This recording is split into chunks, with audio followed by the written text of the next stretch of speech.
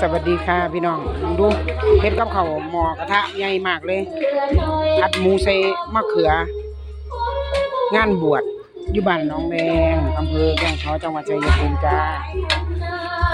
หม้อใหญ่มากเลยกระทะใหญ่มากเลยกระทะใหญ่แล้วก็อันนี้คั่วหมูไว้ทำลาบคั่วหมูให้มันสุกแล้วก็ไปแต่เฮ็ดลาบงานบวชพี่น้องงานบวช2 หมอรับผิดชอบผู้เดียวเลย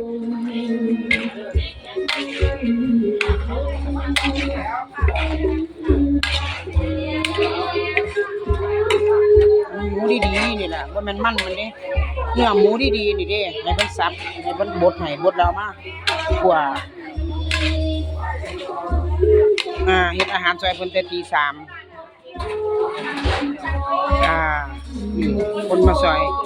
คนมาช่วยงานคนมาช่วยงานจ้าช่วยงานบวชจ้าวันนี้ปิดร้าน1 วัน